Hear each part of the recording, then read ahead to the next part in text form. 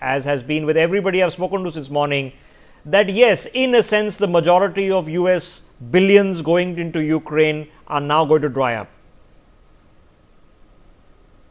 Yeah, well, definitely, we'll see a reduction in that support. One of the main features of Trump's foreign policy is an aversion to any type of commitment to military support over a long-term period. Many of Trump's supporters say that he doesn't like to start wars and he likes to end wars. But I think in the case of Ukraine, yes, I mean his main objective will be to try to end the war. He wants to be seen as the leader that's able to end that war. So I think that he's going to try to call for diplomacy and a summit involving him and Putin and Zelensky. That could likely come.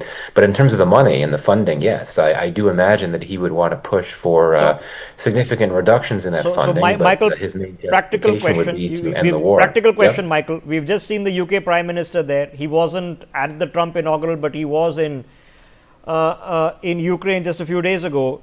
He's offering more funding and long-term committed funding. Every year he says, we will fund the Ukrainians. Can the Europeans make up the difference if need be?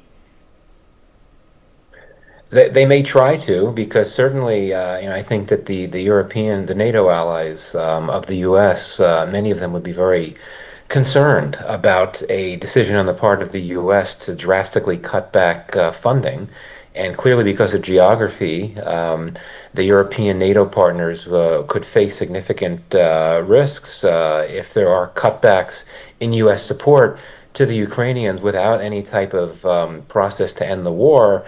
And there could be some significant implications for the European allies. So yeah, to answer your question, I would think that there would be some among the NATO partners in Europe that would look to pick up the gap. But I don't know the specific numbers. But the U.S. has provided a significant amount of military support to the Ukrainians, so it would be difficult to try to make up for that Even loss that number if Trump were to bring is that not down a known lot. because the US Department of Defense doesn't seem to recall where it spent some of its billions. So, Michael, on a practical question, is it possible for a Donald Trump to convince Vladimir Putin to the very least go back to the status quo of a few years ago before this current war started?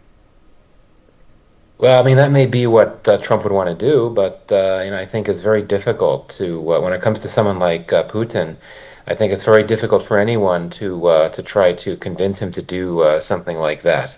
So I think that it would be a very hard sell for President Trump for sure. But again, this is someone that wants to be seen as the guy that is able to bring this war to closure. So he may want to give it the college try, but it certainly won't be easy. And the basic point here that we have to remember is that this notion of Trump playing the role of a third party mediator to get the warring parties to end their war, it's only going to work if the belligerents themselves are prepared to be receptive to that third party mediation. And I don't know if we're there yet. All right, tough one. Stay with me. Let me get Elizabeth Laris into this conversation and try to pick it up before we look at the security issues that are taking place in the Middle East.